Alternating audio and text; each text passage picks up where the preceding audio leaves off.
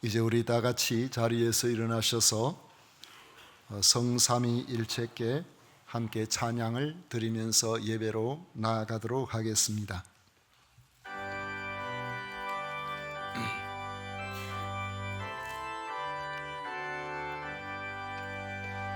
성삼위일체께 한없는 찬송을 드립니다. 존귀한 주님을 영광 중 배웠고 영원히 모시게 하옵소서.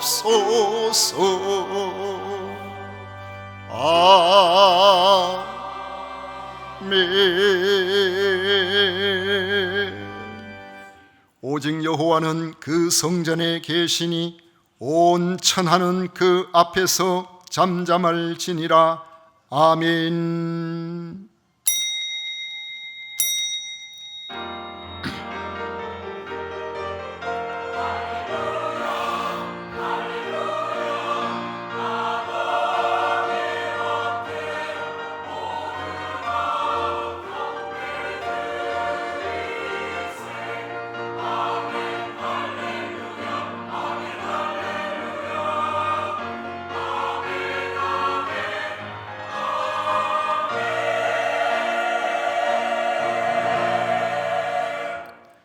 저희들에게 금년 한 해에도 추수감사절을 지킬 수 있도록 인도하신 성삼위 하나님을 찬양하고 경배합니다. 이 시간 감사의 마음을 담아 마음과 정성을 다하여 드리는 예배를 우리 하나님 기쁘게 받아주시옵소서. 예수님 이름으로 기원하옵나이다. 아멘. 찬송가 26장 다 같이 부르겠습니다.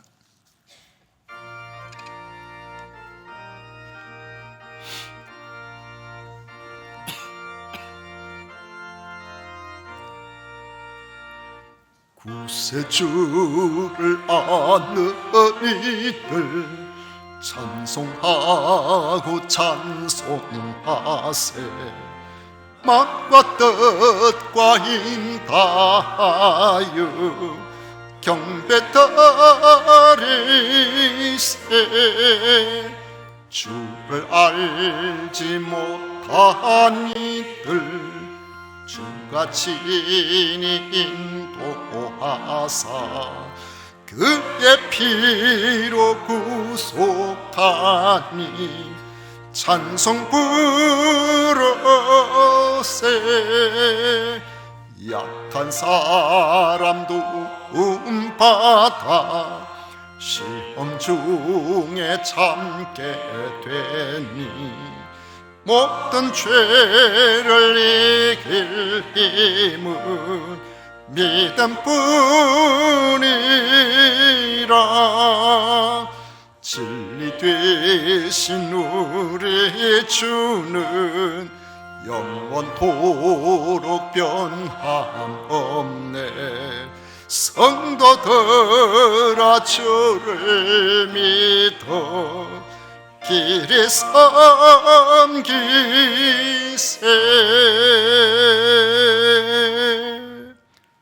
성시교독 제105번 함께 교독하겠습니다. 찬송가 뒤에 있는 교독문 105번입니다. 여호와께 감사하라. 그는 선하시며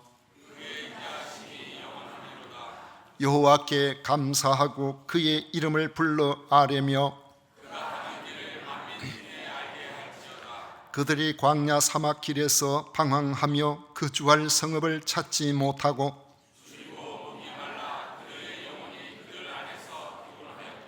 이에 그들이 근심 중에 여호와께 부르짖음에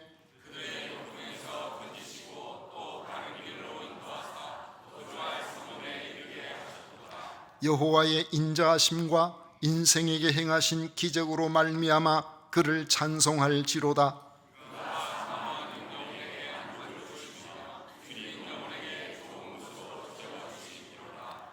아멘. 다 같이 신앙 고백 드리겠습니다. 전능하사 천지를 만드신 하나님 아버지를 내가 믿사오며 그 외아들 우리 주 예수 그리스도를 믿사오니 이는 성령으로 잉태하사 동정녀 마리아에게 나시고 본디오 빌라도에게 고난을 받으사 십자가에 못 박혀 죽으시고 장사한 지 사흘 만에 죽은 자 가운데서 다시 살아나시며 하늘에 오르사 전능하신 하나님 우편에 앉아 계시다가 저리로서 산자와 죽은 자를 심판하러 오시리라. 성령을 믿사오며 거룩한 공회와 성도가 서로 교통하는 것과 죄를 사하여 주시는 것과 몸이 다시 사는 것과 영원히 사는 것을 믿사옵나이다. 아멘. 다 같이 자리에 앉으셔서 찬송가 429장 함께 부르겠습니다.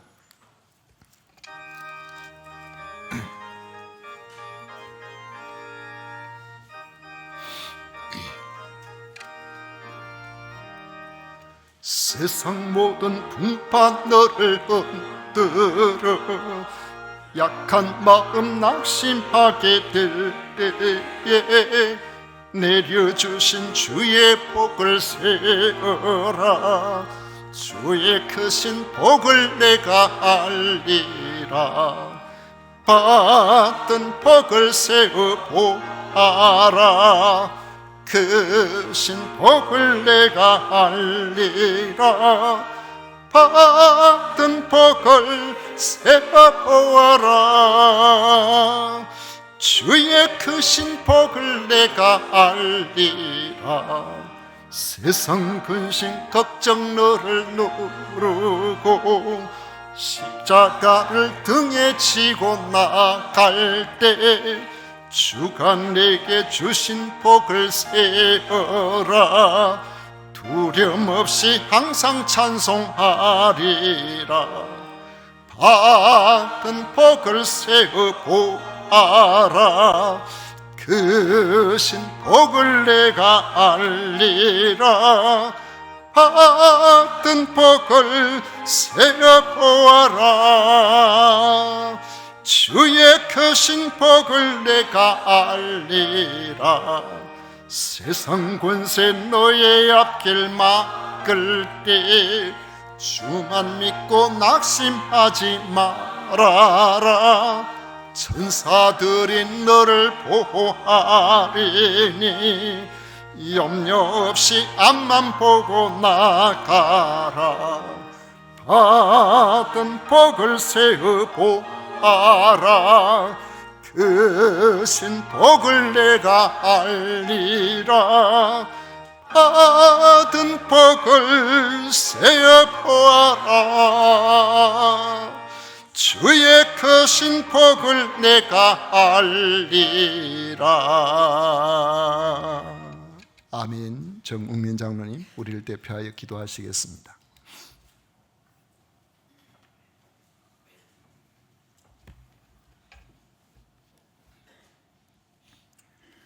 범사에 감사하라. 이것이 그리스도 예수 안에서 너희를 향하신 하나님의 뜻이니라. 아멘. 하나님 아버지, 지난 한 주도 지켜주시고 오늘도 거룩하고 복된 주일을 허락하여 주심에 감사와 찬양을 올려드립니다. 특별히 이 귀한 날을 추수감사절로 지키게 하여 주심에 감사를 드립니다. 봄에 씨를 뿌리게 하시고 여름에 자라게 하시며 가을에 열매를 거두게 하신 하나님의 섭리를 찬양합니다. 풍성한 오늘 추수감사절을 통하여 우리의 영혼이 회복되고 감사가 더욱 충만해지기를 기도드립니다. 견디기 어려운 시련과 고통에도 불구하고 끝까지 하나님과의 관계와 신앙을 지키며 주신 것에 대한 감사, 가져가신 것에 대해서도 감사하는 욥의 감사의 삶이 우리의 삶이 되기를 원합니다. 그 고난의 시간들도 나중에 돌아보면 하나님께서 예비하신 축복의 시간들이었음을 믿음으로 고백할 때가 올 것을 믿사오니 어떤 어려움 속에서도 기도하며 주님 앞으로 나아가게 하여 주시옵소서. 좋은 씨를 제밭에 뿌리고 추수 때 알곡을 거두어 드리는 주의 백성들이 모두 되게 하여 주시옵고 주를 그리스도로 믿고 섬기는 우리 성도들 모두 이 세상 마지막 때에 하나님 나라 추수 때에 불살라지는 가라지 성도가 아닌 천국이 우리 집이 되는 알곡 성도들, 천국 백성들 모두 되게 하여 주시옵소서. 아무리 우리 눈앞에 거친 파도가 휘몰아치고 우리 육신의 생명을 위협하는 일들이 일어날지라도 주님께서는 그들을 잠잠케 하시고 결국에는 평안의 항구로 인도하여 주실 것을 믿사오니 오직 주님만을 바라보며 담대하게 그리고 간절하게 기도하며 살아가게 하여 주시옵소서. 부족하든지 풍족하든지 건강하든지 아프든지 평안하든지 불안하든지 언제든지 우리를 창조하신 하나님께 감사하며 기도하는 주의 백성들 모두 되게 하여 주시옵소서. 모든 것이 하나님께로부터 말미암는 것임을 깨닫고 구하고 기도하며 이 세상 살아가게 하여 주시옵소서. 육신의 질병으로 이 자리에 함께하지 못한 성도들에게 새 힘을 주시고 치유를 허락하여 주시옵고 정신적으로 힘들어하는 성도들에게는 평안을 허락하여 주시옵소서. 각자에게 주어진 달란트로 주의 몸된 교회를 정성으로 섬기는 손길들이 있습니다. 그 헌신의 손길들을 기억하여 주시옵고 그 소중한 섬김 위에 아버지의 차고 넘치는 은혜와 풍성한 복을 내려 주시옵고 오직 아버지만 드러내는 섬김이 되게 하여 주시옵소서. 이제 말씀을 듣습니다.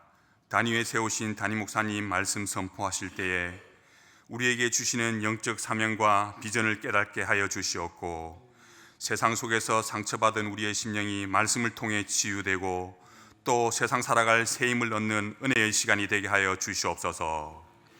정성껏 준비한 성가대의 찬양을 기쁘게 받아 주시옵고 찬양하는 입술과 반주하는 손길을 축복하여 주시옵고 그 입술과 손길 위에 아버지 풍성한 은혜 내려 주시옵소서. 영과 진리로 드리는 예배 가운데 아버지께서 함께하여 주심을 믿사옵고 이 모든 말씀 우리 주 예수 그리스도 이름으로 감사하며 기도드리옵나이다. 아멘.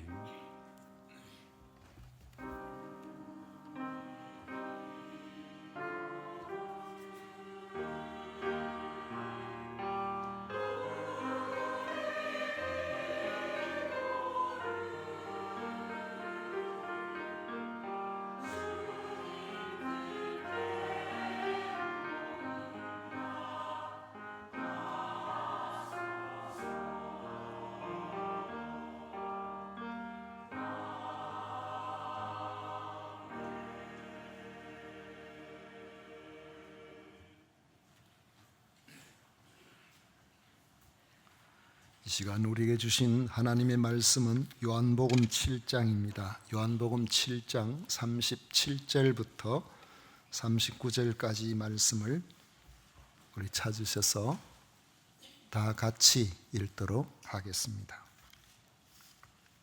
요한복음 7장 37절부터 39절까지입니다. 다 같이 읽도록 하겠습니다. 명절 끝날 곧 큰 날에 예수께서 서서 외쳐 이르시되 누구든지 목마르거든 내게로 와서 마시라. 나를 믿는 자는 성경의 이름과 같이 그 배에서 생수의 강이 흘러나오리라 하시니 이는 그를 믿는 자들이 받을 성령을 가리켜 말씀하신 것이라. 예수께서 아직 영광을 받지 아니하셨으므로 성령이 아직 그들에게 계시지 아니하시더라. 아멘. 이 시간 성가대에서 정성껏 준비한 찬양으로 우리 하나님께 영광을 올려드리도록 하겠습니다.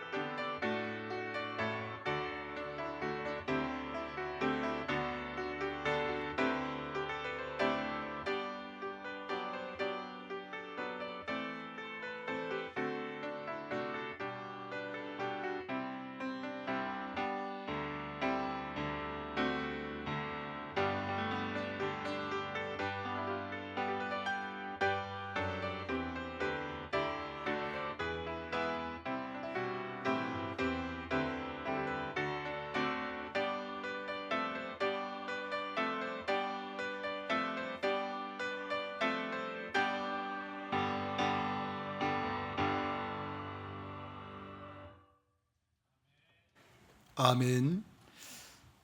오늘 같이 우리 읽은 이 말씀을 가지고 초막절에 외치신 예수님의 선포라는 제목으로 같이 말씀을 나누고자 합니다. 오늘은 추수감사절입니다. 추수감사절을 우리 성도님들과 아름답게 또 복되게 감당하기 위하여 집에서 농사를 지은 것, 또 여러 가지 준비해 오신 것, 또 이렇게 아름답게 정성껏 우리 권사님들이 잘 차려놓고 이렇게 하니까 또 추수감사절이 특별하게 느껴집니다. 추수감사절을 맞이하여서 우리 주님이 초막절에 선포하신 말씀처럼 여러분의 삶의 전 분야가 소생하는 생수의 강이 넘쳐 흘러나시기를 축복합니다. 오늘 우리가 지키는 추수감사절의 구약적인 배경은 초막절입니다.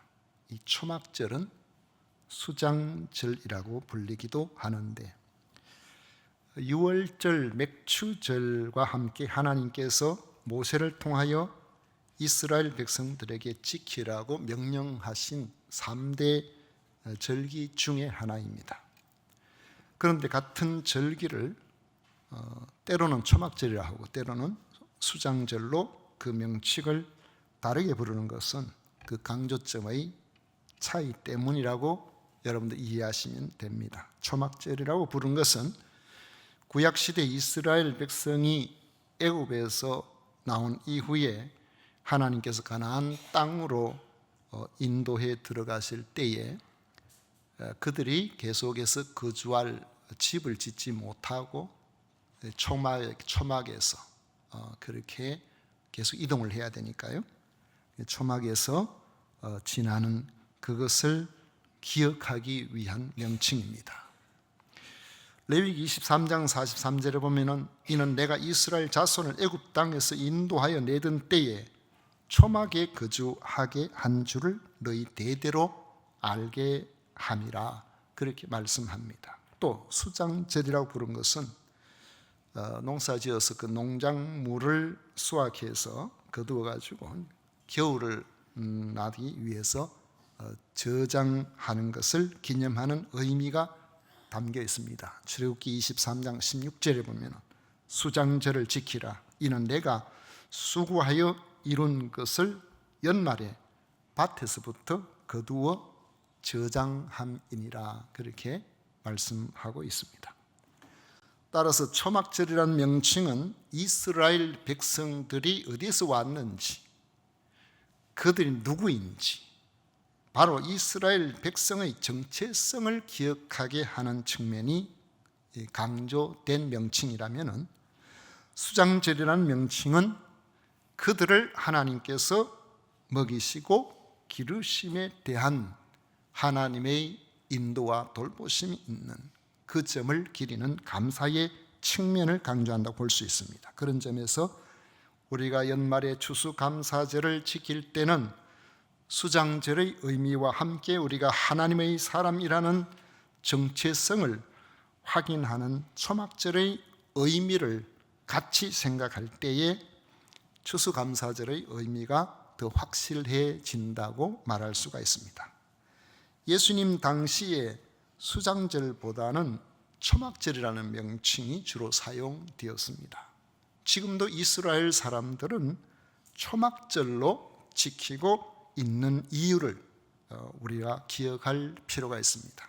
감사도 중요하지만 그 감사가 어디서 왔는지, 누가 감사를 하고 있는지, 그 감사하는 이의 정체성을 우리가 분명히 알고 감사할 때에 그 의미가 더 확실하기 때문에 그런 것입니다. 오늘 우리가 읽은 이 말씀의 배경은 초막절과 관련이 있습니다. 당시 유대인들 중에는 예수님이 안식일에 병든 자를 고치신 일에 대해서 대단히 민감하게 반응을 했습니다. 특히 예수님께서 자신을 하늘에서 내려온 살아있는 생명의 떡이라고 하시니까 나사렛 예수가 그 아버지가 누군지를 아는데 하나님의 아들이라고 하는 것을 받아들일 수가 없었기 때문에 예수님을 하나님 앞에서 망령된 사람이라고 보고 죽이려고 한 것입니다. 참 이 점이 신비입니다. 우리가 사실 예수님이 단순히 요셉의 아들, 목수 요셉의 아들이라면 예수님을 우리가 믿을 이유가 없는 거예요. 우리와 좀 다르고 좀 더 인품이나 여러 면에서 탁월한 분이라고는 할 수 있겠지만 근본적으로는 우리와 다르지 않기 때문에.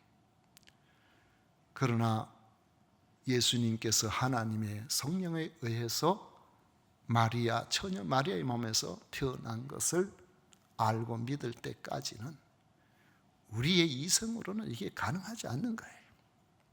하나님의 성령께서 특별히 이것을 알게 하시고 믿게 해주시지 않고서는 이걸 받아들이기가 어려운 겁니다. 그래서 이게 신비고 이게 기적인 거예요.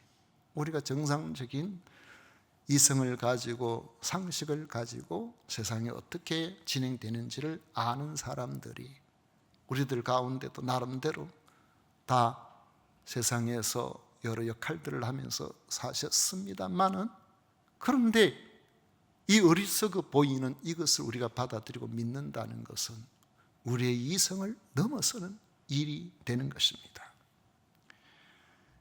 예수님께서 자신을 하늘에서 내려온 살아있는 생명의 떡이라고 하시니까 사람이 어떻게 그런 말을 할 수 있느냐, 그래서 죽이려고 한 겁니다. 그래서 예수님은 한동안 아예 유대에는 가지도 않고 갈릴리에만 계셨습니다. 명절만 되면 이 예루살렘에 내려가시던 예수님이 초막절이 가까우는데도 예루살렘에 가실 생각을 하지 않으시니까 예수님의 육신의 동생들, 그러니까 예수님 이후에 태어난 이들은 목수 요셉과 마리아 사이에서 태어난 사람들이란 말이죠. 이들이 예수님께 권면을 했습니다. 세상에 나가서 출세를 하려면 정면 돌파를 해야 되지 않느냐는 거예요. 그러므로 이번 명절에 자기들과 함께 예루살렘에 가서 큰 이적을 베풀어서 유명해져야 되지 않느냐고 했습니다. 그들은 아직까지도 예수님을 그리스도로 믿지 않았기 때문에 세상적으로 육신의 형님 정도로만 생각을 했던 것입니다. 그래서 예수님은 아직 내 때가 아니라고 하시면서 그들을 먼저 올라가게 하고 나중에 자신을 드러내지 않고 은밀하게 예루살렘으로 올라갔습니다.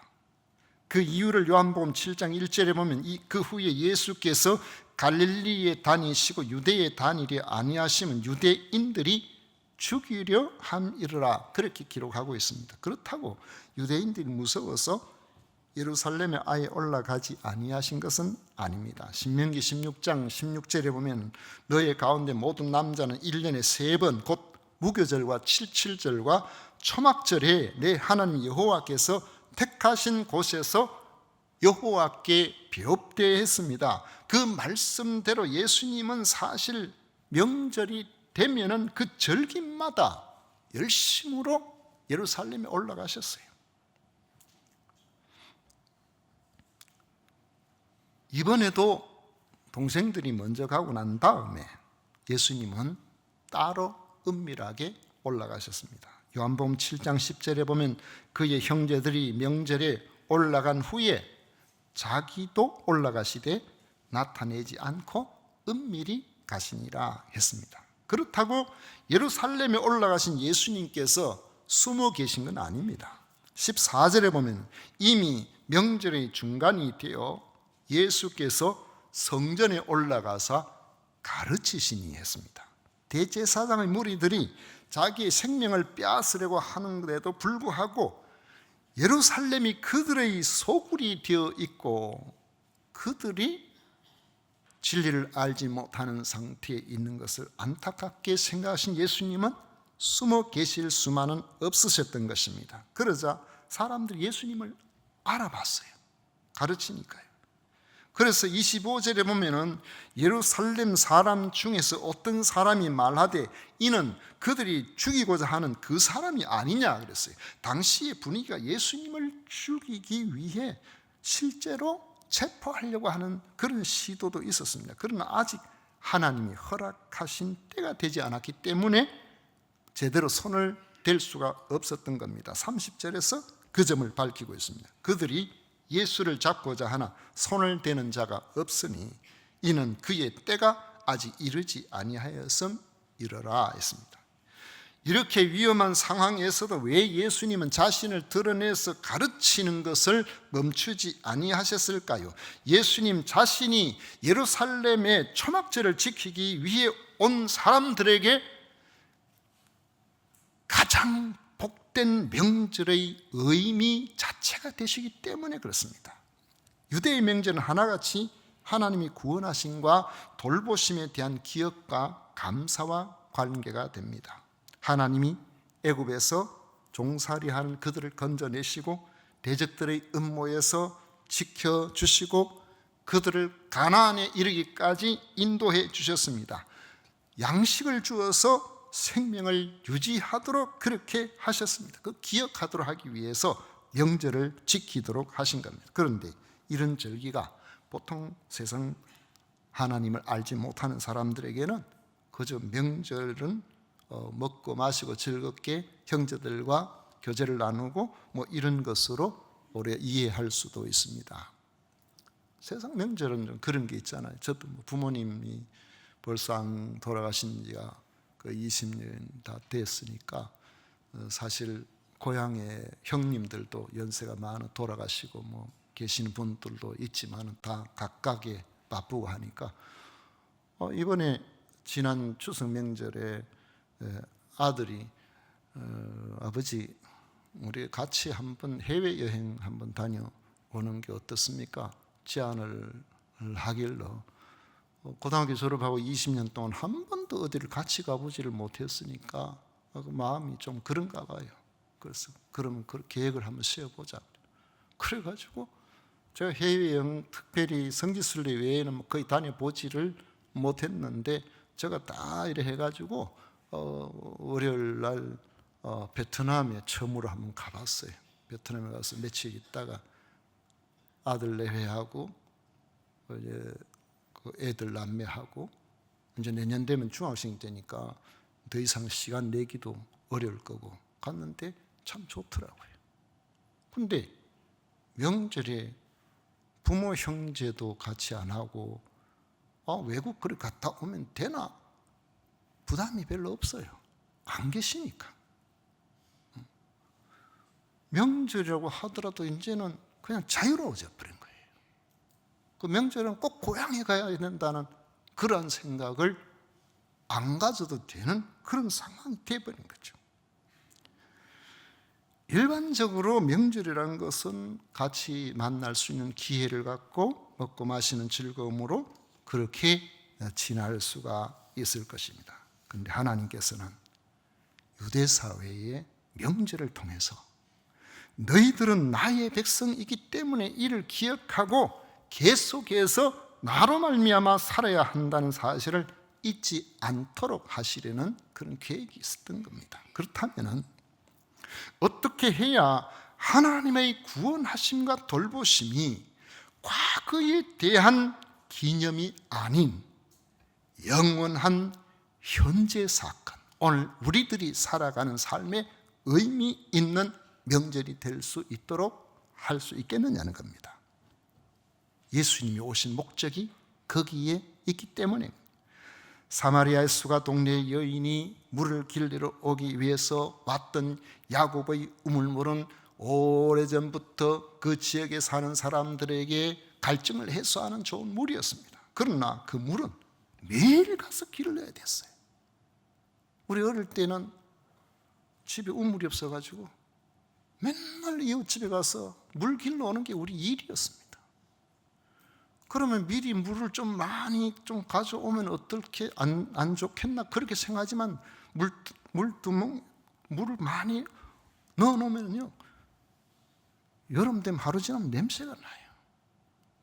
가물기나 이러면은 그 집에 눈치가 보여요. 우물 있는 집이 얼마나 부럽던지 그랬었죠. 물이라는 것은 우리에게 꼭 필요합니다만은 그 물이 한 번 마신다고 되는 것이 아니고 계속해서 물을 마셔요. 마찬가지로 양식도 그렇죠.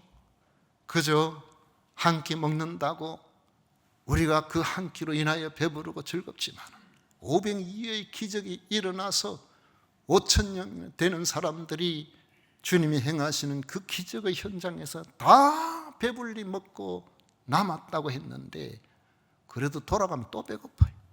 그게 세상의 양식이란 말이죠. 그래서 예수님께서는 이 물을 마시는 자마다 다시 목마르려니와 하시면서 내가 주는 물을 마시는 자는 영원히 목마르지 아니하리니 내가 주는 물은 그 속에서 영생하도록 솟아나는 샘물이 되리라고 하셨습니다. 또 주님은 썩을 양식을 위하여 일하지 말고 영생하도록 있는 양식을 위해서 해라. 이 양식은 인자가 너희에게 주리니 인자는 아버지 하나님께서 인치신 잔이라고 하시면서 자신이 바로 영생하도록 있는 생명의 양식이라고 말씀하시면서 강력한 도전의 말씀을 주신 겁니다. 요한복음 6장 35절에 예수께서 이르시되 나는 생명의 떡이니 내게 오는 자는 결코 줄이지 아니할 터이요 나를 믿는 자는 영원히 목마르지 아니하리라. 엄청난 말씀인 거예요. 우리가 일반 세상 명절을 한번 생각해 보십시오. 명절이 되면 고향 찾고 부모를 만나는 기쁨으로 마음이 설레고 정말 부모님 계실 때는 그렇더라고요.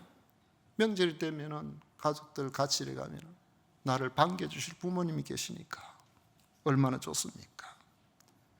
그런데 가면은 가자마자 다시 돌아가야 될 걱정을 합니다. 명절 후유증도 만만찮아요.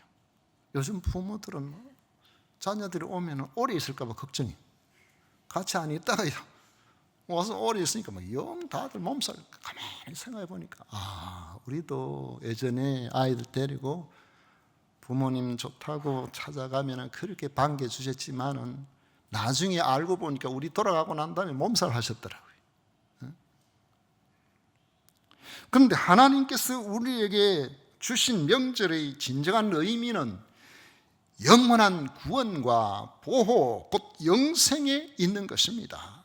하나님 앞에서의 영생이야말로 인간 세상이 주는 갈증과 주님을 영원토록 해소시켜주는 참된 소망을 주는 명절이 되기 때문에 그런 것입니다. 주님은 이것 때문에 이 세상에 오신 겁니다.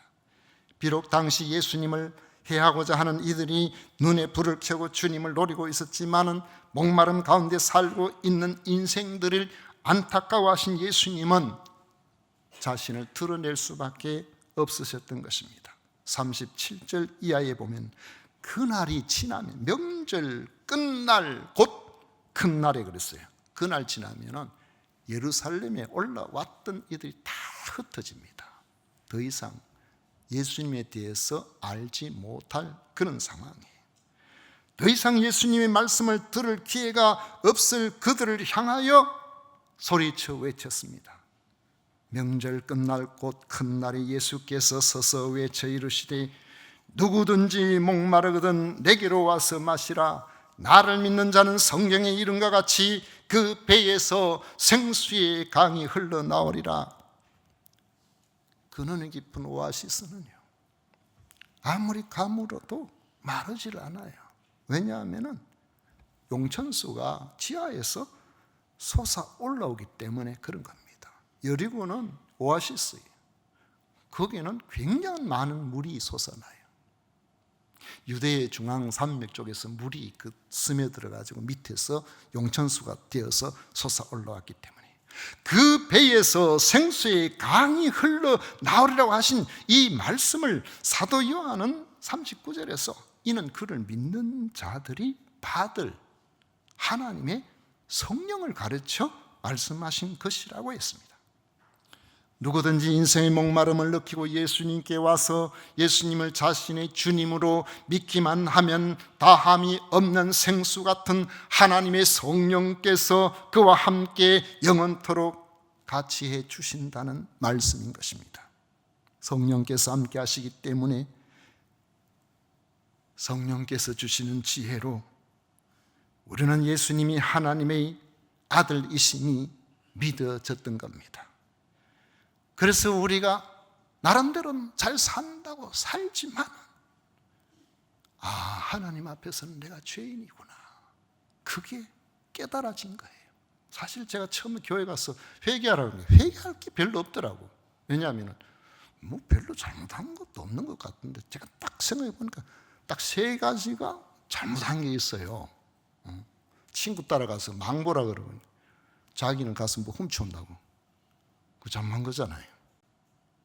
그리고 뭐 또 어디 참외밭에 가서, 참외밭이 아닌데 갔는데 옛날에는 뭐 감밭에 감 좀 크면 그거 떨어진 거 가져와 가지고 넣어가지고 삭혀가지고 먹을 게 없으니까 잘 그랬잖아요.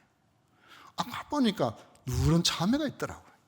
그걸 참외 2개인가 가지고 그 감 넣는 그 밑에다 넣어가지고 안 보이게 딱 숨겨가지고 그래 왔어요. 제가 생각하니까 회개할 게 한 2개 정도, 2개인가 3개인가 그거밖에 없는 것 같아요. 제가 뭐 누구하고 싸워보지를 했나, 누구 뭐 흉을 별로 봤나. 어릴 때부터 어리숙하게 살아가지고 별로 크게 뭐 누구한테 해끼치고 이런 거 별로 없었으니까요. 그런데 하나님의 성령이 내게 임하시니까 나를 만드신 분을 몰랐대. 얼마나 큰 죄입니까?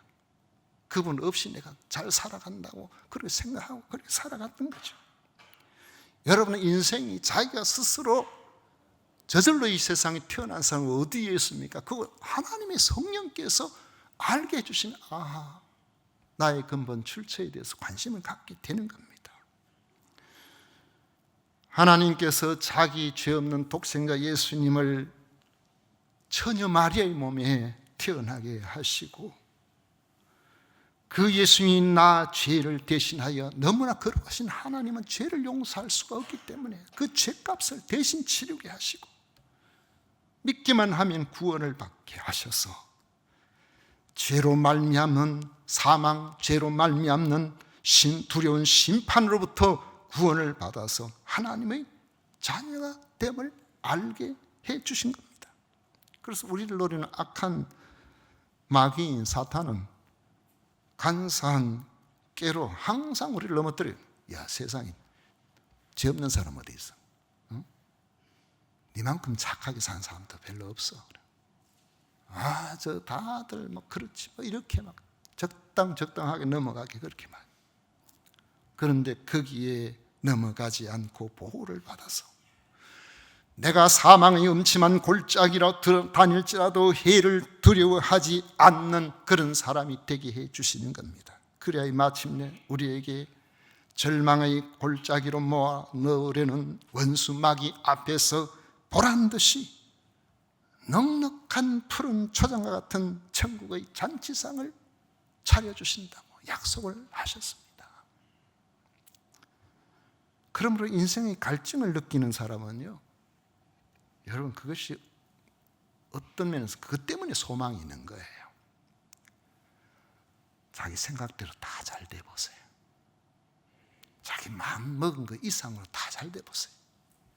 늘 건강하고 늘 그렇게 해보세요. 우리가 아무리 건강하고 아무리 뭐 어떻다 해도 우리 인생의 수명은 무한정 길지는 않습니다. 우리 뭐 오래 산다고 하더라도 그렇게 오래 100세 시대라는 말을 자꾸 해가지고 우리가 헷갈릴 수가 있어요.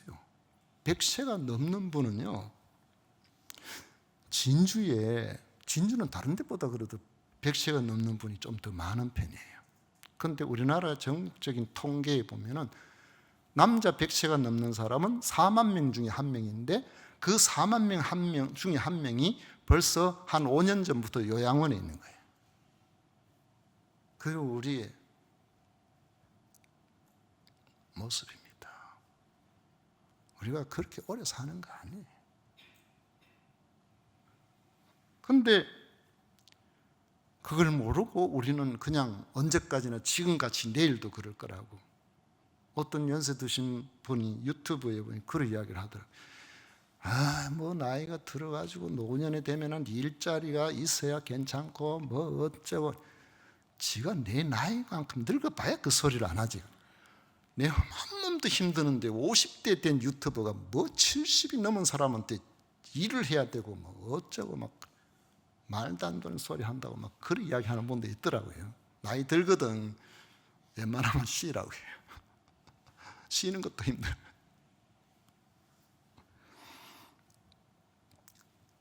우리가 미리 우리 인생의 갈증을 느끼는 상황이 온다면은 그 갈증은 우리를 좌절시키는 것이 아니고 우리에게 알지 못한 새로운 뭔가를 알게 해주시는 하나님의 기회인 줄 믿으시기를 바랍니다. 주님이 안타깝게 소리를 높여 불러 외치시는 말씀에 귀를 기울이십시오. 누구든지 목마르거든 내게로 와서 마시라. 나를 믿는 자는 성경의 이름과 같이 그 배에서 생수의 강이 흘러나오리라. 제 아버지는 참 늘 농사를 짓고 이렇게 하셨지만은 문중에 무슨 제사나 뭐가 있으면은 제 어머니가 손재주가 있어서 옛날에 한복을 이렇게 곱게 지어가지고 풀을 먹여가지고 깨끗이 다려가지고 그래야 문중에 뭐 일이 있으면은 늘 두루마기를 입으시고 깨끗하게 해서 다니셨어요. 그때의 제 고향에는 예수님을 믿는 사람이 거의 없었어요. 예수를 믿으면은 그 사람은 인간 취급도 안 했어요. 그런데 제가 어느 날 16살, 7살 때인가 교회를 나가서 성령을 체험한 거예요. 하나님의 역사가 임하게 된 거예요. 그래가지고 교회를 다니니까 교회 못 가게 하시는데 나중에 뭐라고 하시냐면 네가 교회를 택하든지 부모를 택하든지 선택해라 그러죠. 그래서 저는 신앙이 있으니까 예수님을 택해야 돼요. 근데 말 안 했어요. 그럴 땐 지혜로운 게 말을 안 한 거예요. 그리고는 열심히 또 신앙생활 했죠. 교회 나갔죠. 그래 열심히. 그러니까 이건 못 말리겠네. 제가 막내니까 아버지하고 나이 차이가 많이 났거든요. 제 아버지는 문중이 일에 열심히 쉬고 예수 믿는다는 것은 동네 사람들이 다 싫어하고 모든 사람들이 다 예수 믿으면 상것이라고 했어요. 그런 환경에서 저는 우리 부모님을 생각해 보면 예수님을 믿고 구원을 받아야 되는데 시가 먹히겠어요? 안 되는 거예요. 기도해도 과연 우리 부모님이 예수님을 믿을 수 있을까? 확신이 없었어요. 그렇게 세월이 흘렀습니다. 제가 결혼을 했습니다. 아이를 낳았어요. 교역자로 살다 보니까 수입이 변변치 않아서 살 곳이 마땅치 않아가지고 시골에 부모님께 애 낳자마자 갔어요. 가가지고 거기서 한 11개월인가 부모님하고 같이 살았어요. 그때 제 부모님은 이미 연세가 70 중반쯤 됐을 때입니다. 두 분이 그냥 살고 계시다가 막내 아들이 애 낳아가지고 와서 애 보는 재미가 괜찮잖아요. 그래가지고 1년 있다가 제가 신학대학원을 서울에서 다녀야 되는 상황이 돼가지고 교회를 서울에 있는 교회로 옮겼어요. 그리고는 때가 되어서 처음에는 저 혼자 먼저 갔다가 나중에 다 준비해놓고 집사람하고 아이를 데리고 가려고 다 되었던 그때인데 그때가 겨울이었습니다. 2월 달인가 그런 것 같아요.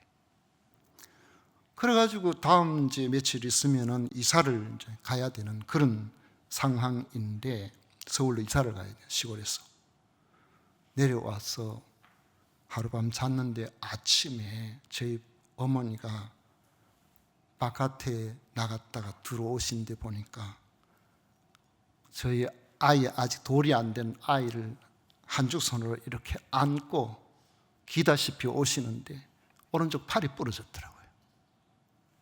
어머니 왜 그러세요? 아이를 대놓고 보니까 집 앞에 시골 길이 있는데 그 옆에 도랑이 있습니다. 아침에 사랑눈이 내려가지고 얼었는데 그걸 모르고 미끄러운 곳에 넘어지면서 쫙 미끌려가지고 그 도랑이 그냥 바로 처박혀 버렸어요. 아이 다칠까 싶어서 내 팔 부러지는 거는 모르고 그래가지고 올라오신 거예요. 그래가지고 그 아이를 대놓고 보니까 막 아이는 크게 다치는 거 아닌 거 놀래긴 해도 그래 어머니를 모시고 대구에 가서 팔을 기부스를 했죠. 기부스를 해가지고 이제 모시고 왔어요. 오른쪽 손인데 손을 못 쓰잖아요. 그런데 얼마 있지 않아 우리는 며칠 안에 서울로 이사를 가는데 마음이 얼마나 아픈지 연세 많은 부모님이 두 분만 계셔야 되는데 저리가 어떻게 하나. 그래 올라갔다가 한 주간 지났는가 제가 혼자만 또 내려와 봤어요. 저한테는 어떤 분은 서울이 멀다 그러지만 저한테는 그때도 돈이 없어서 자주 몸 가족들이 다 오지는 못했지만 부모님 연세가 많으니까 아무리 바빠도 한 달에 한 번 내려왔었어요. 내려와서 보니까 팔을 이래가 있는데 저희 아버지가 야야 너 엄마가 지난주에 교회 갔다 그러시더라고요. 예? 그게 무슨 말입니까? 아들하고 아들 가족을 서울로 보내놓고 팔은 이래 부러져가지고 기부스한 상태에서 밥상을 앞에 두고 이렇게 있으니까 아들하고 손자가 눈에 어른거려가지고 사흘 동안 울고 계셨다는 거예요. 너무너무 외롭고 보고 싶고. 그래서 아버지가 결단을 내리셨어요. 여보, 당신 아들 다니던 제가 이제 섬기는 교회나 어릴 때 오랫동안 있긴 했었지만 고향 교회죠. 아들 다니는 그 교회 가서 그 빈자리, 그 자리를 당신 채워. 저희 형님이 그때 벌써 50이 되고 40되고 이랬는데 지금 40년 전쯤 이야기잖아요. 그런데 형님들이 가만히 있습니까? 아버지 교회에 다녀요. 우리 엄마가 교회에 다녀요. 그게 말이 되는 거예요. 내가 책임질게. 아버지가 탁 배경이 돼가지고 누가 뭐라고 하든지 자식이 부모를 앞으로 못 모시겠다고 하든지 말든지 그래가지고 제 어머니가 교회 가셔가지고 집사가 되셨어요. 세례를 받고 저희 아버지도 세례를 받았어요. 여러분, 하나님이 하시는 일은 참 놀랍다는 생각을 제가 가집니다. 우리 인생에 힘들고 어려운 일, 여러 가지 갈증이 생기는 그런 일을 우리는 피하고 싶고 그러나 안 당하고 싶지만은 하나님께서는 바로 이러한 갈증을 통하여 우리의 생각을 주께로 향하게 하고 누구든지 목마르거든 내게로 와서 마시라. 나를 믿는 자는 성경의 이름과 같이 그 배에서 생수의 강이 흘러나오리라. 우리에게 구원의 길로 초청하시는 겁니다. 우리로 하여금 놀라운 은혜의 길로 하루를 살아도 영생을 사는 복된 은혜의 자리로 우리를 불러주시는 겁니다. 세상살이가 쉽지 않은 우리는 잘 압니다. 하지만 같은 세상을 살면서도 하나님의 신실하심을 믿는 성도들은 금년 한 해도 하나님의 은혜로 우리가 지내왔음을 고백하면서 감사의 절기로 지키는 겁니다. 우리를 구원하신 하나님이 천국에 이를 때까지 올해와 같이 앞으로도 주의 영으로 함께 하심으로 순간순간 지키시고 보호하시는 것을 우리가 아는 것입니다. 추수감사절을 맞이하여 우리가 이 땅에 영원히 사는 것이 아니고 잠깐 사는 나그네 인생임을 잊어버리지 않게 초막절로 지키게 하신 그 말씀의 의미를 새겨 보십시다. 또한 금년도 지키시고 보호하시는, 그래서 우리로 하여금 영원한 소망의 나라에 이르게 하시는 수장절의 의미도 함께 되새기면서 감사하십시다. 오늘 여러분과 여러분의 가정에 예수 그리스도께서 주시는 생수의 강이 흘러 넘치는 이 땅에서의 어떠한 상황 속에서도 낙심하지 아니하고 천국 소망으로 인도하시는, 가장 선한 길로 이끌어내시는 이런 놀라운 은혜를 기억할 수 있는 추수감사절이 되시기를 축복합니다. 기도하겠습니다. 좋으신 하나님 아버지, 감사합니다. 우리를 지극히 사랑하신 하나님, 우리가 무엇이 간데 얄팍한 이성과 논리와 우리의 상식으로 우리를 만드신 하나님을 내가 모른다고 없다고 하고 내 마음대로 살아오죠. 그 결과는 늙고 병들고 짧은 생애를 마치는 인생이고, 이것을 피해갈 사람은 세상에 아무도 없다는 사실을 오늘 저희들이 일찍 알게 하여 주셔서 우리로 하여금 창조주 하나님을 바라보고 우리를 얼마나 사랑하신 그 사랑을 예수님을 통하여 알게 하신 그 은혜에 진심으로 감사를 드립니다. 추수감사절을 맞이하여 우리가 하나님의 사람임을 깨닫게 하시고 이 은혜 가운데 날마다 하루하루의 삶을 감사로 살아갈 수 있는 모두가 되게 하여 주옵소서. 우리의 절망과 좌절과 갈증 요소 하나하나까지도 하나님께서 선하게 사용하여 주셔서 하나님의 복된 사람으로 승리하게 하여 주옵소서. 예수님 이름으로 기도하옵나이다. 아멘. 찬송가 310장 함께 부르겠습니다.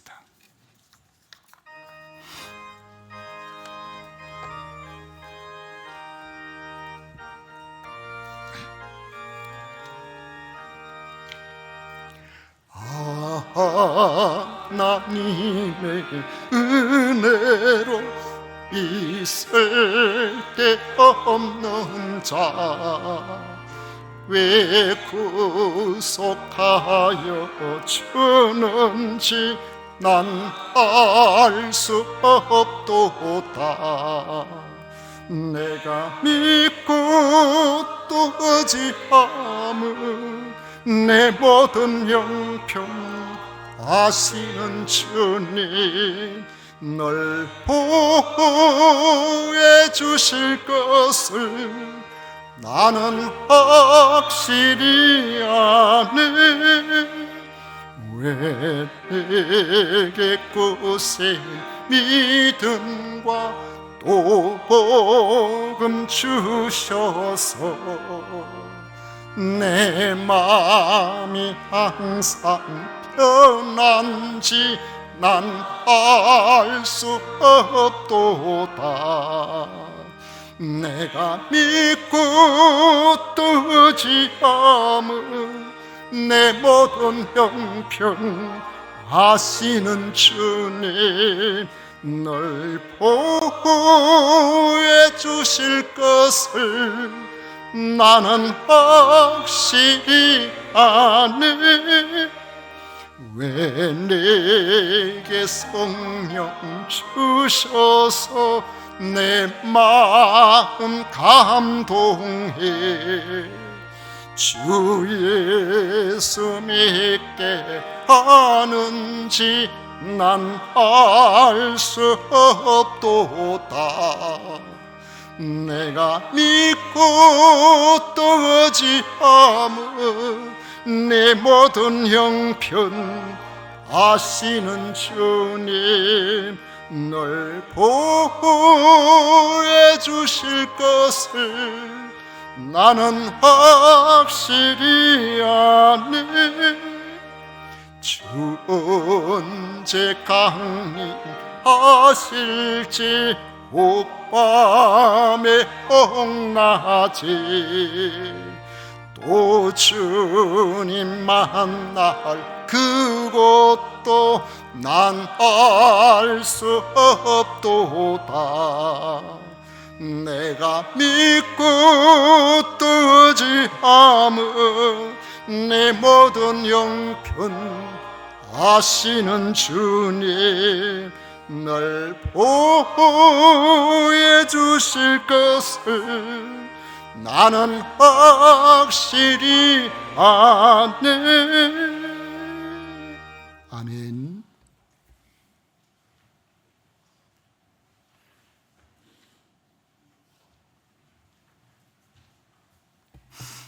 우리 하나님께 드린 예물을 위해서 봉헌 기도 드리도록 하겠습니다.